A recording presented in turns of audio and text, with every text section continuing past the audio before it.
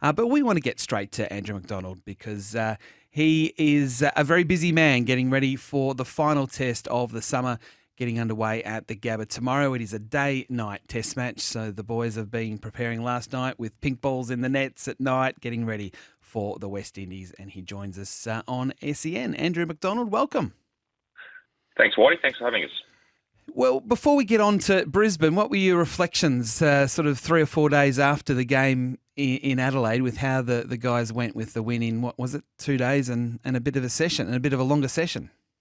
Yeah, it was a fast game. That's the first reflection. The game certainly sped up to a level that we probably weren't anticipating or expecting going to the Adelaide Oval, but it was a surface that offered the seam bowlers plenty and made it difficult for batting. So I suppose when you get both really good attacks on that surface, the game's going to speed up and it's going to be difficult for batting. But the West Indies, I wouldn't say surprises, but their bowling was definitely very disciplined and put us to the test at certain stages with the bat. But the quality of our bowling attack with Stark, Hazelwood and Cummins, and you couple that with Nathan Lyon, their relentless pressure over sort of 2 innings was able to undo the West Indies batters, and hopefully that trend continues coming to the Gabba for the pink ball test match. So 6 for 140 was the Australian score at one point before Travis Head and the tail got it up to close to 300. Is it just conditions? There was no sort of reason to be concerned by that? No, not from our end. We've sort of got some analytics stuff that we sit in the background, and all the information that we're getting is it was difficult for batting in particular, and the ball was new and hard. There was just enough seam there and just a little bit of variable bounce as well, and that makes it difficult for batting. And it was probably a fair reflection of the surface, but also a fair reflection on the way that the West Indies bowled with obviously Shamar Joseph, which has been well documented, with Kumar Roach and Alzari Joseph as well. They were able to maintain pressure, get the ball in the right areas. So we felt it was difficult for batting, and then Travis Head, look, like he has done many a time on difficult surfaces, played what was an outlying innings for the game, and really took the game away from the West Indies with his counter-attacking style, and his ability to get runs in difficult conditions is becoming a trend, and it's a good trend to have when you're a top order player. What is it about him that he does? He gets runs when your team needs it the most. He's built a reputation on that. Is there something that he does differently to everybody else? Is it a mental thing? What is it that's special about him in that situation?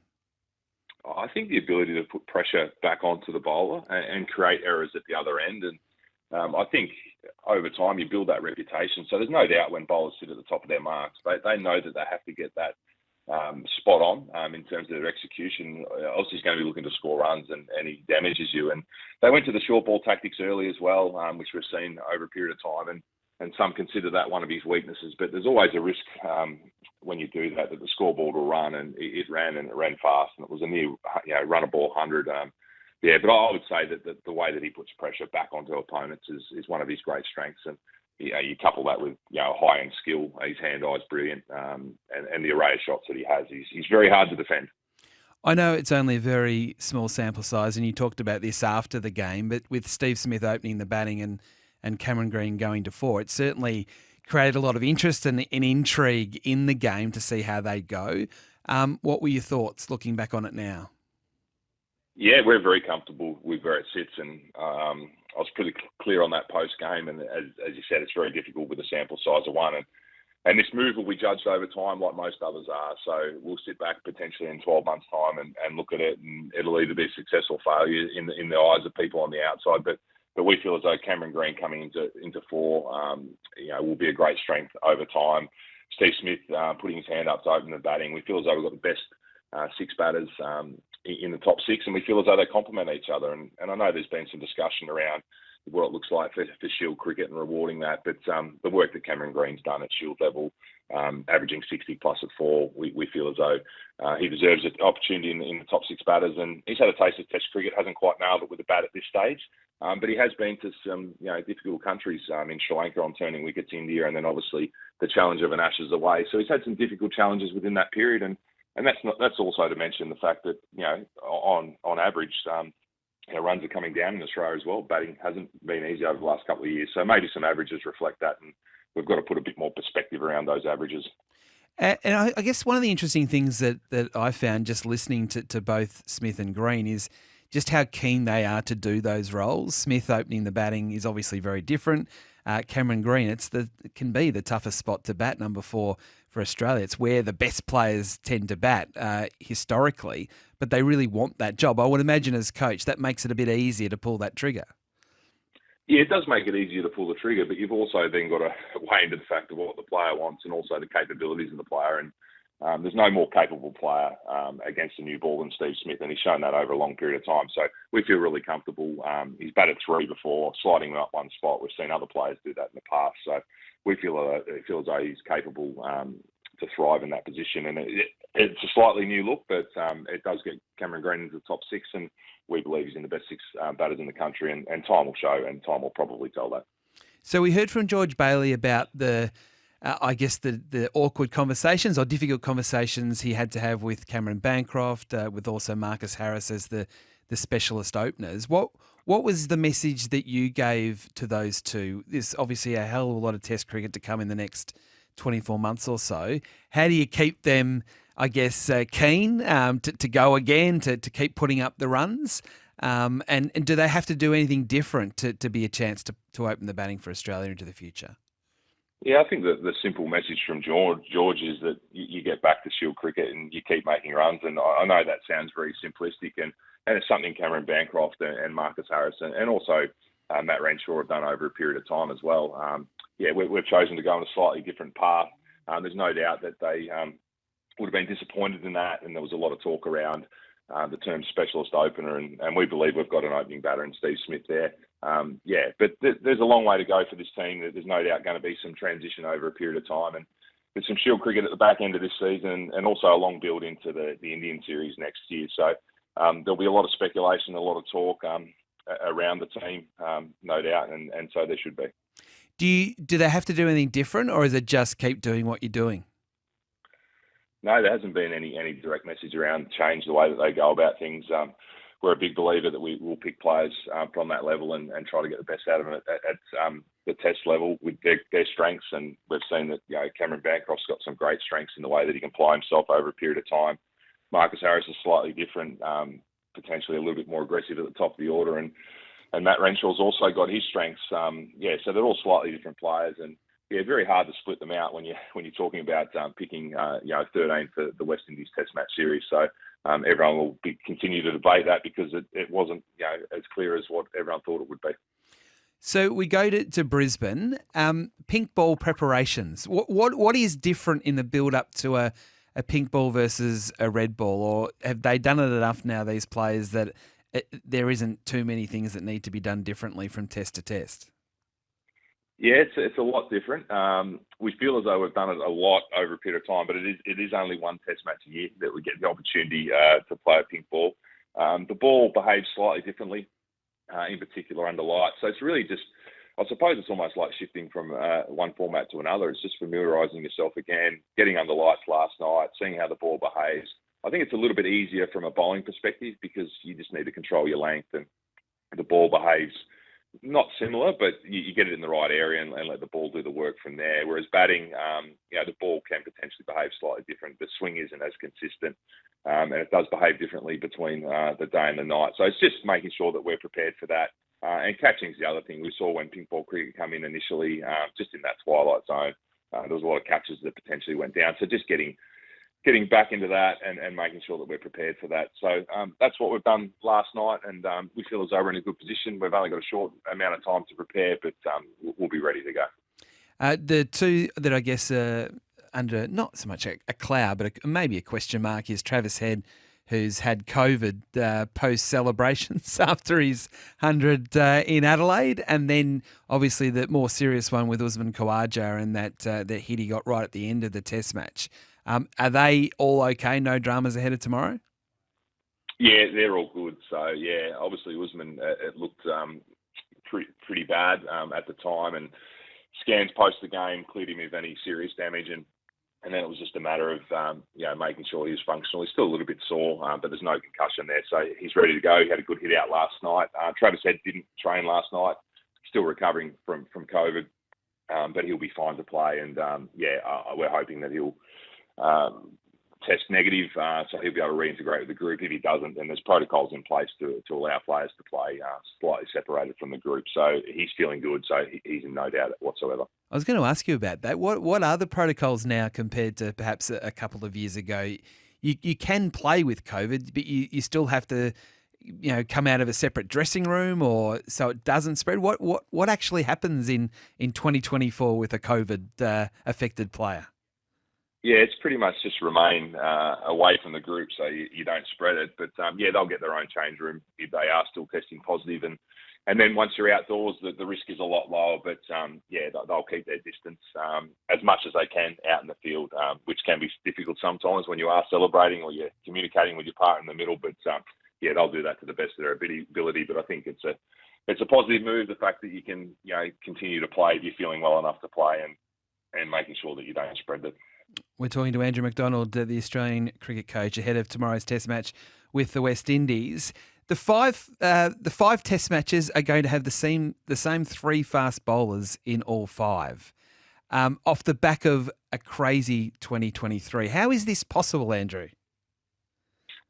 Yeah, they've done well, haven't they? It's a demanding schedule, and what they've been through. It's incredible to think that they're still upright and continuing to perform. But they're actually not only continuing to perform, but they feel as though they're improving across the summer, which is a scary thought. But the preparation, the way that they go about it, the way that they manage themselves, gives them the opportunity to play as much as they have this year. And I think the first Test match of the summer potentially set it up. I think we bowled 30-odd overs as well in the second innings, and that probably allowed us a view that they would be able to get through 5 Test matches. Whereas when you're planning probably at the start of the Test summer, you're thinking maybe they may need a rest in one.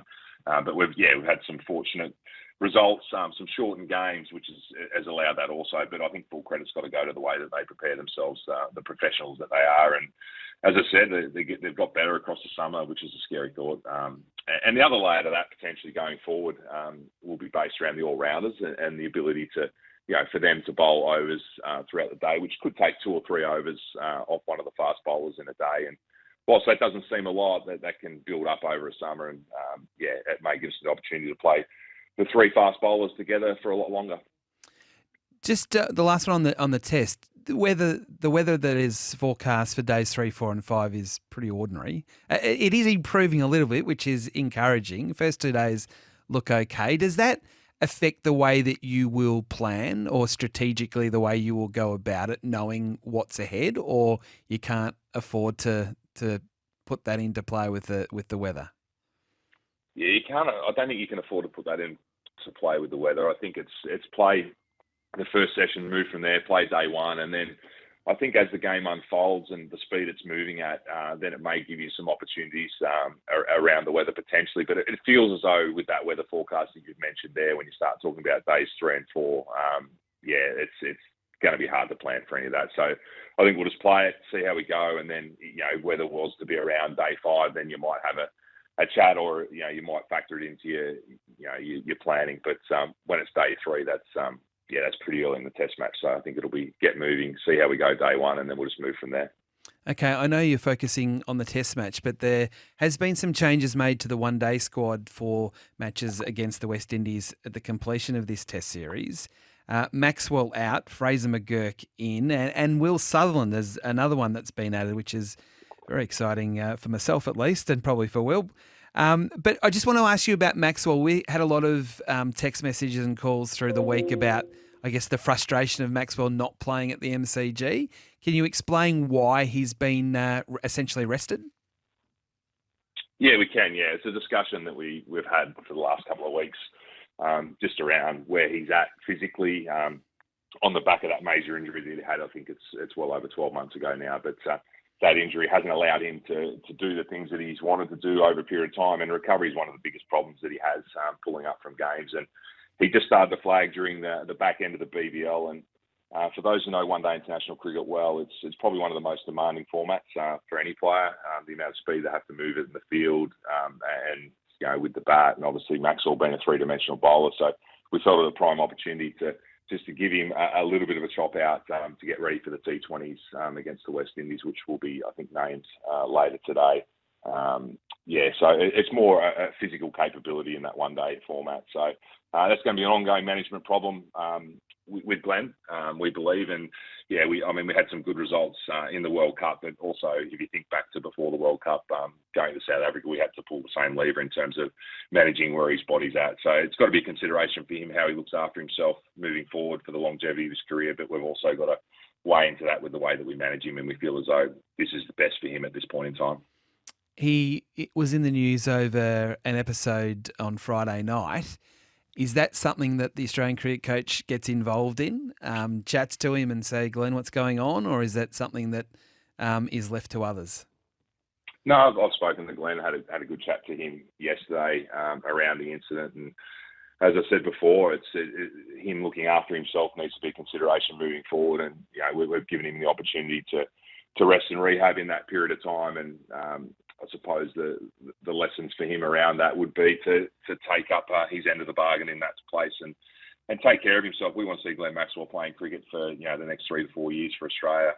Can he get to the next World Cup in 2027 in South Africa? Who knows? But he's a key player in our white ball format, and when he's out there, we're a far better team. And as I said, on the back of that horrific injury that he did have, there's going to be some management things that are put in place around him. But we want Glenn playing for Australia as long as we can. And we're going to have to do our end, and Glenn's no doubt going to have to pull up his end of that bargain.